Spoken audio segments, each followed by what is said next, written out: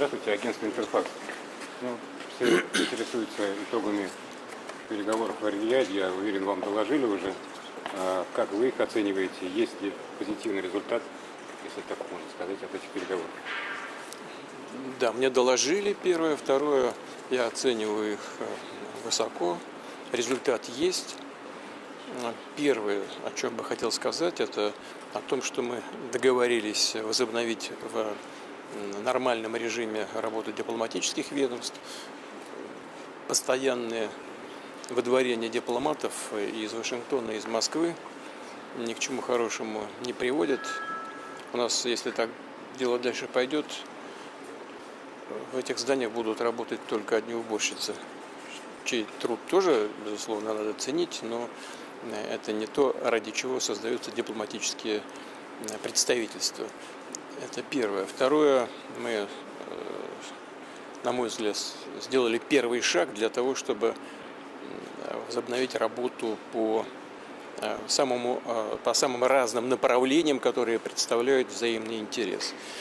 Это и Ближний Восток в широком смысле этого слова, имея в виду и присутствие до сих пор наше в Сирии, палестино-израильское урегулирование, ну и так далее. Там очень много вопросов, в решение которых вовлечены и Соединенные Штаты, и Российская Федерация, несмотря на то, что, конечно, первостепенное значение мы уделяем ситуации, связанной с украинским направлением.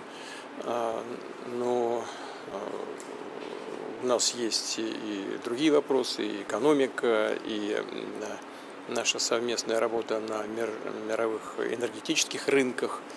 Поэтому в целом, да, космос, конечно. Ведь, несмотря на все проблемы предыдущих 3 лет, у нас же продолжается работа в космосе. И на МКС работают как американские астронавты, так и российские космонавты. Работа-то продолжается, и перспективы есть хорошие.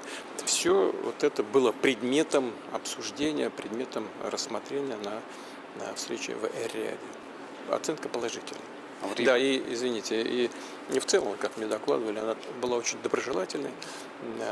Как мне сказали наши участники, это совсем с американской стороны были совсем другие люди, которые были открыты для переговорного процесса, без всякой предвзятости, без всяких осуждений того, что было сделано в прошлом. Во всяком случае, в двухсторонних контактах этого ничего не было, но настроенные на совместную работу, открытые для совместной работы. А вот как раз европейцы взбудоражены, все в панике почти, что никак не участвуют в переговорах. Это те же настроения среди украинских деятелей. Все хотят право голоса иметь. Что с ними, со всеми делать? Право голоса в чем? Я же сейчас сказал, целью и предметом наших переговоров было восстановление российско-американских отношений. Кто-то хочет быть посредником между Россией и Соединенными Штатами. Наверное, это избыточные требования. Да и самое главное здесь в решении всех очень острых вопросов, включая и украинское урегулирование, заключается в том, что без повышения уровня доверия между Россией и Соединенными Штатами решить многие вопросы, в том числе и украинский кризис, невозможно. Целью этой встречи было как раз повышение доверия между Россией и Соединенными Штатами. Что касается других участников, то, во-первых, Россия никогда не отказывалась от контактов с европейцами. Россия никогда не отказывалась от переговорного процесса с Украиной. Никогда. Это наши, так скажем, партнеры по этим переговорам отказались, прекратили контакты с Россией европейцы, а украинская сторона запретила сама себе вести переговоры, вышла из переговорного процесса в Стамбуле, прямо публично об этом объявив. Ну что же, мы же никому ничего не навязываем, мы готовы, уже 100 раз об этом сказал. Хотят, пожалуйста, пусть ведут эти переговоры. И мы будем готовы вернуться за стол переговоров. Что касается евроатлантических отношений, мы сюда не вмешиваемся. Мы не спекулируем на всех вопросах, которые возникают между Соединенными Штатами и их союзниками. Но если говорить об этих союзниках, они сами виноваты в том, что сейчас происходит. Ну, послушайте, Трампа в свое время обвиняли в том, что он имеет какие-то особые отношения с Россией, и что Россия вмешивалась в выборы, когда он победил в прошлом своем периоде президентства. Создали команду, по судам его затаскали, создали даже специальную комиссию в Конгрессе. Ничего не подтвердилось. И не могло подтвердиться, потому что этого никогда не было. А вот что мы сейчас видели в ходе этой предвыборной кампании? Ну, все европейские лидеры, все без исключения, фактически напрямую вмешивались в избирательный процесс в США. Дело дошло до прямых оскорблений одного из кандидатов. Мы со своей стороны, конечно, было ясно, кому мы симпатизируем, но мы не позволяли себе вмешиваться, и уж тем более не позволяли никаких резких заявлений и оскорбительных выпадов в отношении кого бы то ни было из кандидатов. Мы этого просто не делали, а европейцы делали. Но я вообще, честно говоря, удивляюсь сдержанности вновь избранного президента Соединенных Штатов Трампа в отношении своих союзников, которые вели себя подобным, прямо скажем, хамским образом. Он еще достаточно интеллигентно себя ведет в их отношениях. Но они не закрываются от этого. Ведь если мы говорим об украинском урегулировании, Соединенные Штаты работают со своими европейскими союзниками. Господин Келлог, насколько мне известно, сейчас в Киеве находится. Да? До этого он встречался с европейцами. Теперь президент Франции собирается в Вашингтон, премьер-министр Великобритании. Там ничего не закрыто. Американцы с ними все это обсуждают. Но у нас, например, есть такой вопрос, как продление СНВ-3. Все подзабыли, наверное. Я напомню, что ровно через год, в феврале 2026 года, заканчивается действие договора об ограничении стратегических наступательных вооружений. И они что, хотят сидеть здесь за столом переговоров и быть посредниками между Россией и Соединенными Штатами? Ну, наверное, нет. Ну, зачем же здесь истерить-то? Истерика неуместна. Что касается переговорного процесса, то мне в ходе телефонного разговора президент Трамп сказал, могу это подтвердить, что, конечно, Соединенные Штаты исходят из того, что переговорный процесс будет происходить при участии и России, и Украины. Никто Украину из этого процесса не исключает. Поэтому нет оснований для такой реакции на российско-американскую встречу. Там вроде еще Рубио обещал держать в курсе европейских Да, союзников. мы знаем, видимо, но и мы со своей стороны без всяких сомнений проинформируем своих друзей в рамках БРИКС. Мы знаем их заинтересованность в урегулировании российско-украинских отношений, в урегулировании этого кризиса, в прекращении боевых действий. Мы относимся к их предложениям с уважением, я уже неоднократно об этом говорил, и в самое ближайшее время проинформируем их о результатах российско-американских переговоров. Когда вы с Путиным встречаетесь? Я с ним встречаюсь каждый день. Смотрю, в зеркало смотрю. Да, вы знаете, это должно быть подготовлено. Я с удовольствием встречусь с Дональдом, мы давно очень не виделись. И у нас с ним у нас нет никаких близких отношений, но все-таки предыдущие годы, за 4 года работы, когда он был президентом, мы встречались и ровно очень обсуждали наши межгосударственные отношения. С удовольствием с ним встречусь сегодня. Я думаю, что он тоже. Это было видно по характеру нашего телефонного разговора.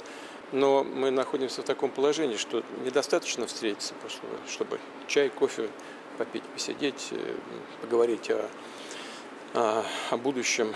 Нужно добиться того, чтобы наши команды подготовили вопросы чрезвычайно важные как для США, так и для России, в том числе, не только, но в том числе и на украинском треке, с тем, чтобы выйти на приемлемые для обеих сторон решения. А это, конечно, непростая задача. Я уже говорил об этом, когда господин Трамп был кандидатом в президенты США, он говорил о сроках, достаточно коротких сроках урегулирования, скажем, украинского кризиса. Но после того, как стал получать информацию, как уже избранный президент от спецслужб там, и так далее, он изменил же свою позицию. Он сказал, да, потребуется полгода. Ну, сейчас не будем говорить о сроках, но это естественно, кстати сказать, абсолютно естественно. Здесь ничего особенного нет. Просто он начал получать информацию, объективную информацию. И эта информация, ну, как бы видоизменила его подход. Поэтому нужно какое-то время. Сколько потребуется времени, я сейчас не готов ответить, но у нас есть желание провести такую встречу, и я бы хотел эту встречу провести. Но, повторяю еще раз, нужно ее подготовить с тем, чтобы был результат. У нас много, конечно, я уже говорил, много направлений сотрудничества. Это и стратегическая стабильность, это Ближний Восток, в широком смысле слова, это сотрудничество в сфере экономики, прежде всего в энергетике. Я, знаете, до сих пор помню наш разговор на троих по телефону. Я участвовал, ваш покорный слуга, значит, президент США Трамп и король Саудовской Аравии. Мы втроем говорили по телефону, обсуждали вопросы мирового энергетического рынка. И эти вопросы, обсуждение вопросов востребовано в таком формате и сегодня. Кстати говоря, хочу от души поблагодарить руководство Саудовской Аравии, короля Саудовской Аравии, наследного принца, за то, что они не только любезно предоставили площадку ряда для проведения встреч между Россией и США на высоком уровне, но и создали такую очень доброжелательную обстановку. Я думаю, что в ближайшие пару дней, ну, сегодня невозможно, поскольку я нахожусь в поездке в Петербурге, а в ближайшие пару дней я обязательно позвоню наследному принцу и лично поблагодарю его за это содействие. А позвольте уточнить про динамику СВО. Вот, несмотря на переговоры, специальная военная операция продолжается. Какие вести поступают с фронтов сейчас? Ну, вы знаете, военные корреспонденты, ваши коллеги, люди чрезвычайно информированные, мужественные, прямо скажем, героически выполняют свою миссию, исполняют свой долг, и гражданский, и профессиональный, объективно информируют общественность России, да и всего мира о том, что происходит на линии боевого соприкосновения. Ну вот самая последняя информация, которую мне доложили буквально час назад. Сегодня ночью бойцы 810-й бригады пересекли границу Российской Федерации и Украины и вышли на территорию противника. И по всей линии боевого соприкосновения наши войска наступают. Атака беспилотников в Краснодарском крае на нефтяную станцию. Может ли это быть ответом Зеленского на позитивные отношения, которые сейчас постепенно развиваются между Россией и Америкой? Я понимаю, я не знаю этого, и мне трудно давать оценки тому, что произошло. Но это произошло, это случилось, и, конечно, надо как-то это объяснить. Здесь много вопросов, которые возникают, и на которые прямо сейчас дать ответ очень сложно. Но первое, неожиданную вещь скажу, но тем не менее. Ведь атаки подобного рода невозможны без космической разведки. А высокоточные данные этой космической разведки по объектам поражения, в отношении объектов поражения, Украина получает только от своих западных союзников.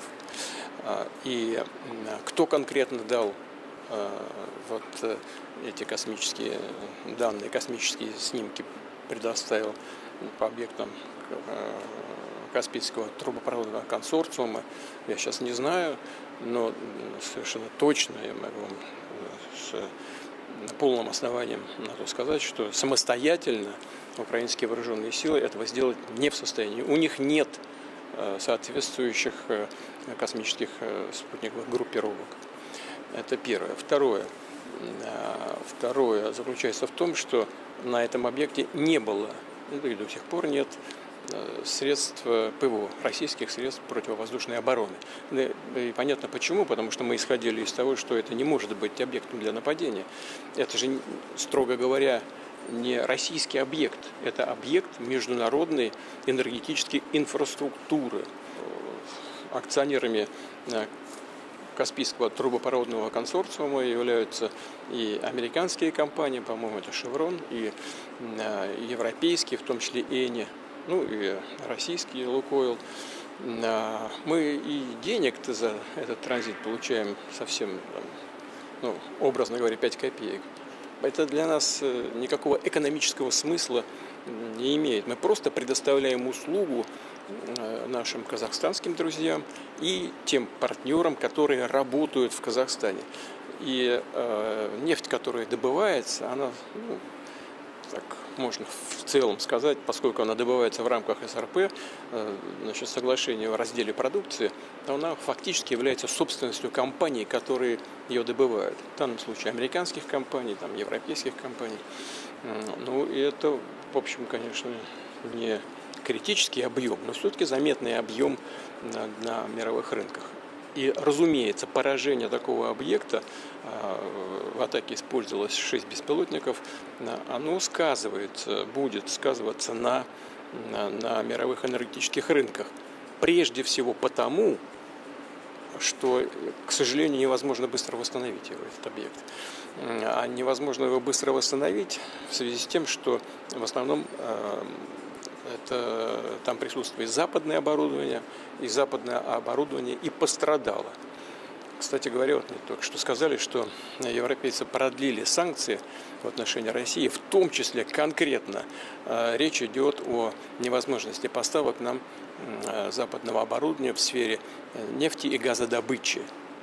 Что это значит? Это значит, что 2 дня назад украинские вооруженные силы нанесли удар, а через 2 дня европейцы объявили о том, что отремонтировать эту станцию невозможно, потому что